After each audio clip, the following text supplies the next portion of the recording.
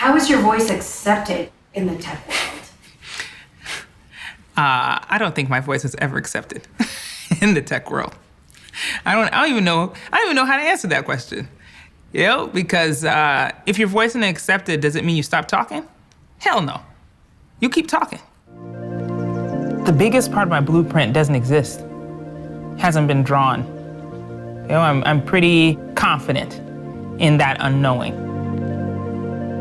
I think sometimes I can scare people not having a plan, not knowing what is coming next, or not having something drawn out or articulated.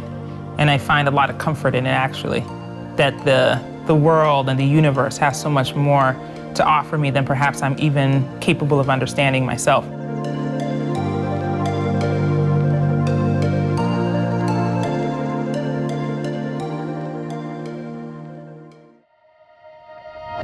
It was the first time PepsiCo had sponsored the halftime show, and Beyoncé was our big star out of the gate.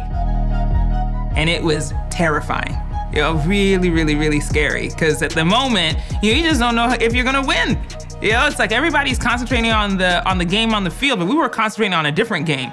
You know, also the fact that it was a Black woman on that stage for the first time since Janet Jackson's incident. And there was a lot of pressure. You know, I mean, I don't think it's any secret that bias and racism are alive and well in every industry. And so thinking that, oh, well, we have another Black woman, what if that happens again? It's like, I mean, really, who was really even concentrating on that? We were concentrating on making sure Beyoncé won that day, and she did.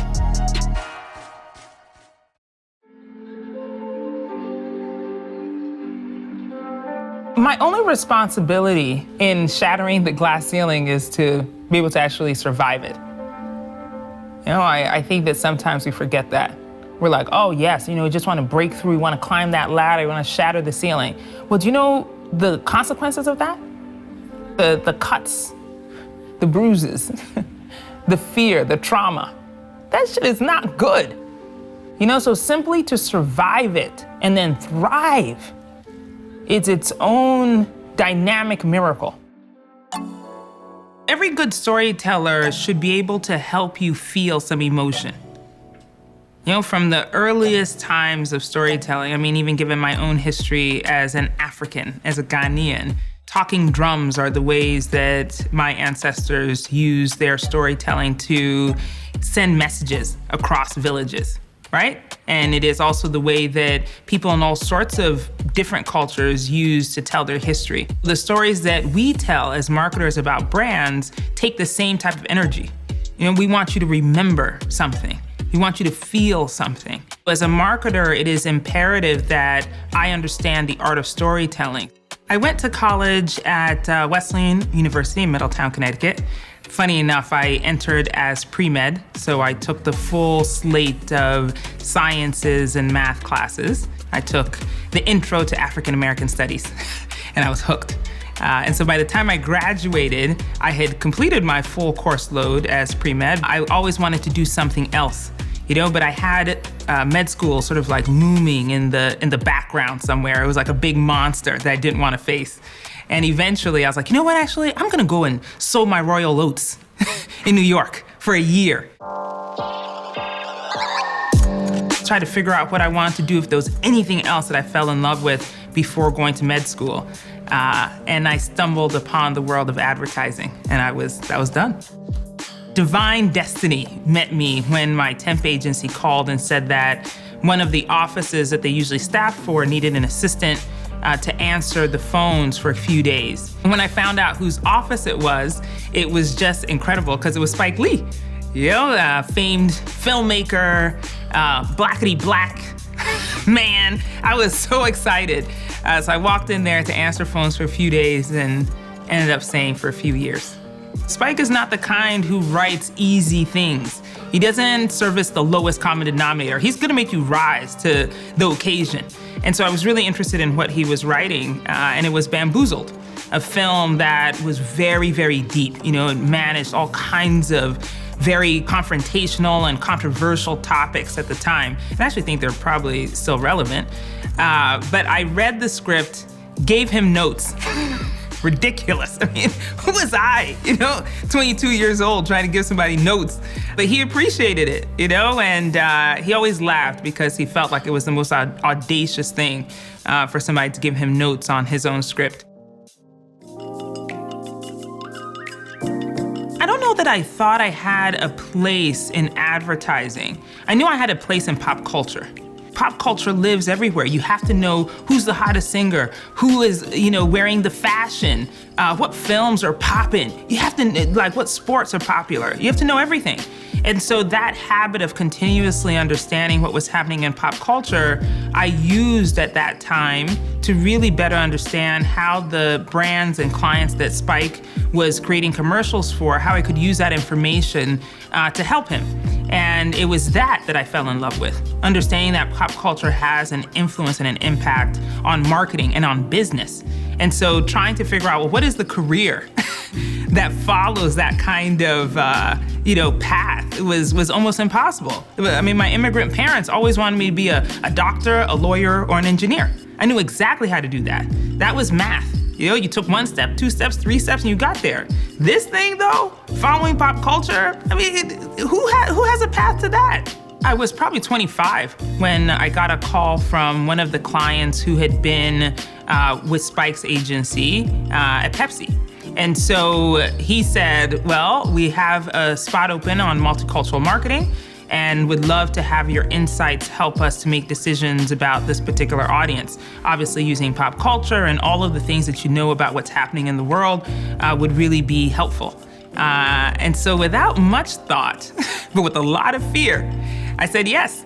It was fearful for me because so many of the people who were entering PepsiCo and mostly any other marketing companies and brands, big brands, were coming with MBAs. They all came as a class together, had the same pedigree, and I certainly did not have that. I mean, I didn't come through the front door, I came through the window.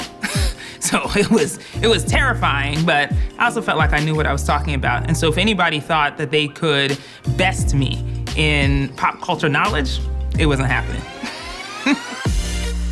It's where I really learned my chops, both the traditional marketing chops as well as how to innovate inside of a big company so that I could bring all of my talents to bear. Everything from the And One mixtape basketball team to Eminem to, Beyoncé, of course. Marketing and branding is really important for every single business because the whole point is that it's a reputation. It's what do you want people to say about your business? If you're not crafting that, somebody else is going to. It's not as if it's just gonna sit there and be idle or neutral. That doesn't happen. I mean, take any kind of neutral object in the world and think about the way that brands have captured your imagination in using that particular thing and make it feel like it's something special. That's talent. That's in marketing and branding, and that's why we need it.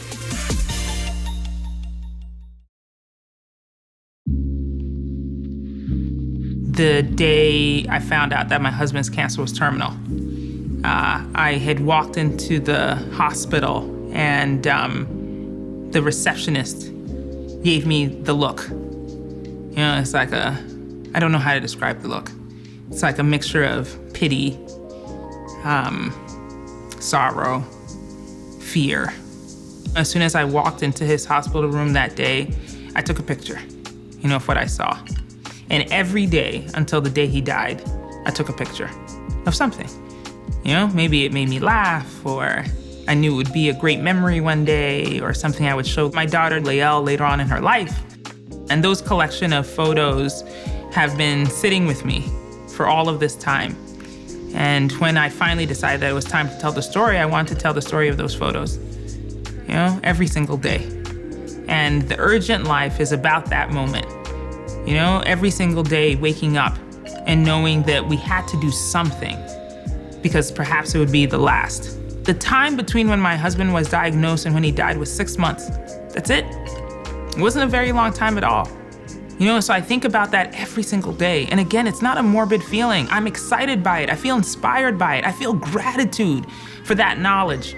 I'm not wasting not a single day, I promise you. And that is why grief can be so terrifying. It's confusing. because in your grief, you think about all the things that you could have done in the future, all the things that you're going to miss. I look at my daughter now. She started a new year of school, and she's in 7th grade. She was just in kindergarten when he died. And I think about all of the days of school that she's gonna miss with him.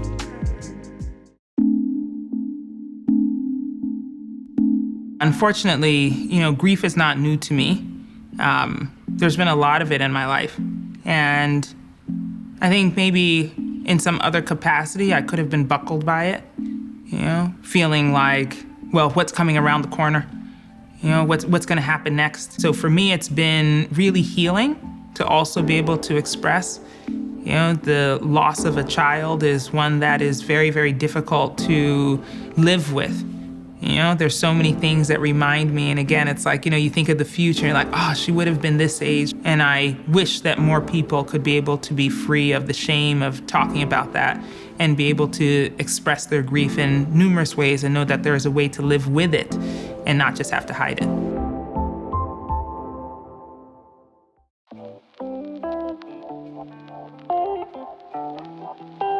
Woo, Jimmy Iovine, man. I owe that man a great deal of gratitude. I met him at a really difficult time in my life. My husband had tragically passed away from cancer 3 months before I met Jimmy. And I was at the height of my career at PepsiCo. As you can imagine, the world came tumbling down around me and I was really lost. I really didn't know what to do. My daughter was 4. Felt like I was just at the pinnacle, and then this tragedy just came out of nowhere, surprised us all. And I met Jimmy, and he was in LA, managing, of course, an enormous new brand in Beats Electronics. He was trying to launch Beats Music with Dr. Dre, and he knew the history of my work at PepsiCo in music and entertainment marketing. And so he wanted to have somebody on board who understood big brands, but also understood pop culture. When I met Jimmy, I was not necessarily ready for a jump. There'd been enough change in my life, enough trauma in my life, and I really didn't want to move across the country. But he asked me one question, which was that, how did I want to live in the future? That if I only supplied my everyday with grief, which makes you look into the past, that I would never be able to conquer the future. And that's what changed it. It changed everything for me. I picked up that day. I quit my job, and 4 months later, I was living in LA with my daughter and working at Beats Music. Gosh, Jimmy is unapologetic, okay? That man knows exactly what he wants. For someone who'd seen such success over so many decades, just really been able to navigate changes in culture, to be able to be so open to newness. We've all met enough of the OGs who sit on their high horse and think that they know it all. Want to tell you, hey, young person, sit down, let me tell you a thing or two. But what I always admired about Jimmy was that he was so open to newness and change, open to a new idea. He was gonna ask the people who knew best how to actually make the journey. And that's what I truly respected, and probably one of the biggest lessons that I learned from him.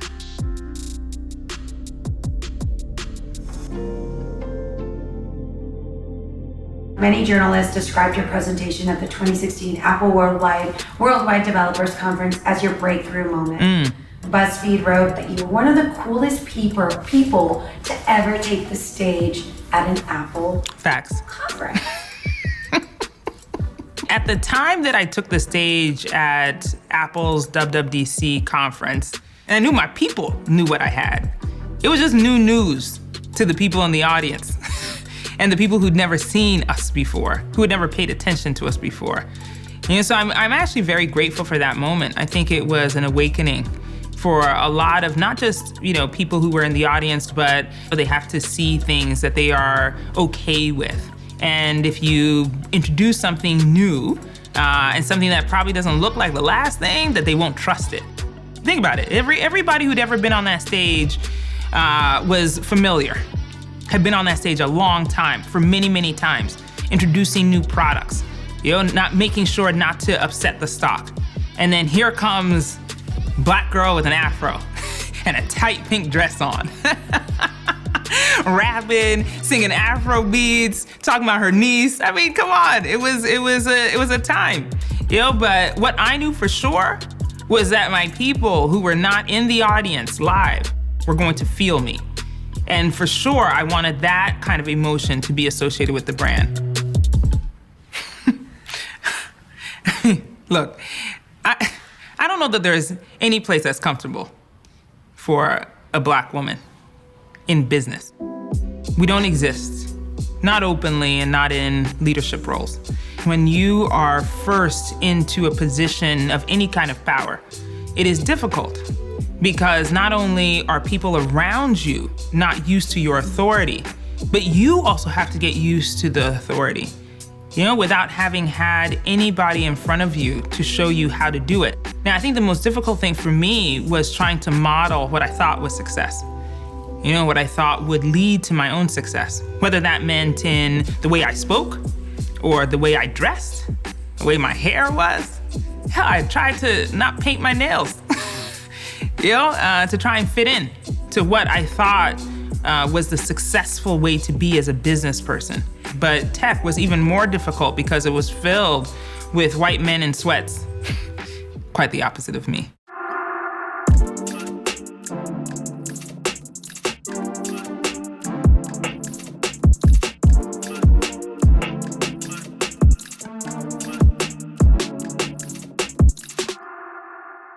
I had to navigate my way in that space to make sure that my voice was not just heard, but be the authority about the things that I knew about, knew better than anybody in the room.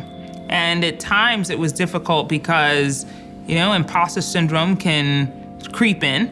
You wonder whether or not you actually belong in the room because other people make you feel like you don't. But I always had to draw from the well that knowing that I actually did. I know a lot. I know exactly what I'm talking about. And I'm right. I've been right a lot. And so even in new spaces where there's innovation or ideas that were gonna come to bear that no one had ever done before or executed before, I had to draw on the well of my experiences. So I started this very big global job in the middle of the pandemic. It was scary as hell. To take on this large role, to be able to do that from the comfort of my couch, staring into a little screen, and be able to convey the excitement that I have was such a challenge. And so to not have the opportunity to go and see people where they are, to really understand culture where they are, has been so difficult. But I think if there's anything that's been my biggest pride over the last year is to rally. The rally of the team, of the people, to be able to feel empowered and excited, even though there's all kinds of fear and terror around us. It has felt really, really great and gratifying to be able to know that we can show up every day and look forward to something. It harkens back to what Jimmy told me. What do we have to look forward to in the future? And that to me has been the biggest accomplishment outside of creating great campaigns for titles that so deserve it, and to be able to give people an opportunity to escape into a different world that perhaps is different from what they see every day.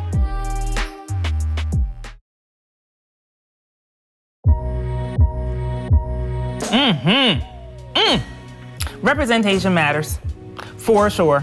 It's not just a hashtag, because think about it, it's like, how do we have an ability to understand our consumer or our audience without having them represented in the room?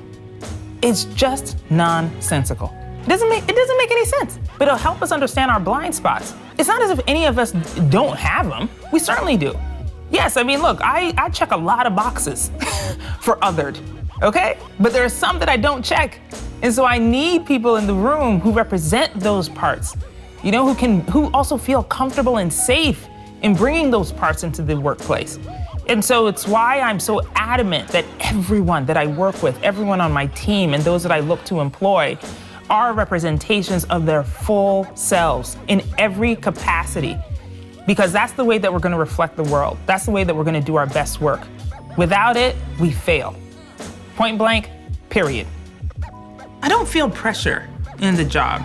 I think it's like that childhood excitement that I still have. That real need to understand a story, the curiosity about other people's stories. That is what drives me every day. Have you ever seen a really good movie and want to tell other people about it? That's what it feels like.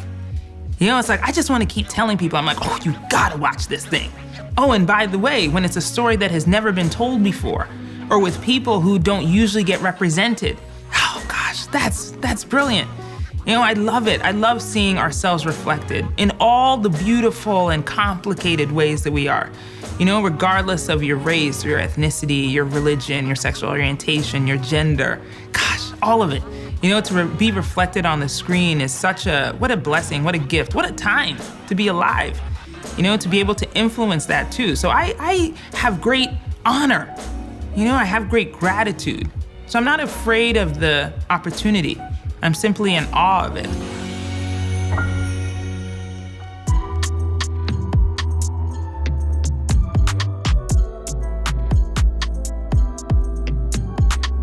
I come from a long line of independent women. Ghana is a matriarchal society, and so we follow our mothers, both in culture and in language and in lineage. And so the women in my family have always been in charge of taking care of their families. And so for me, it was no different. I look to the future and hope that what I create now will have lasting impact on my daughter. It's not so much about the financial resources, but the knowledge, the understanding, the independence, the comfortability in making a way for yourself that I hope to pass on. And that is more important to me than any amount of money that could be earned or passed on. To be able to be a true representation of someone who's not just done it, but is thriving in it, I hope is a beacon to others. Because why would you willingly subject yourself to it? I mean, think about that. Why would you willingly subject yourself to the pain that it takes in order to climb this? You wouldn't. Not if you're a rational human being. Not if you're logical. You would never come near it. And so perhaps it's that time, when we see more people who are able to survive it and thrive that crash of the ceiling. And when we see it, then we'll see more people join. And so that is my responsibility. That is what I focus on. And obviously I want to reach back and pull up, but I first need to make sure that I'm surviving and thriving. It's imperative that discomfort centers in the revolution and in change. I mean, when have we ever, in the history of humanity, changed anything because we felt good? That has never happened. You know what happens when you feel good? You become stagnant. I like to disrupt. I hope that that's what somebody says about me at the end, at the end of my career, maybe at the end of my life, that I was never afraid to disrupt.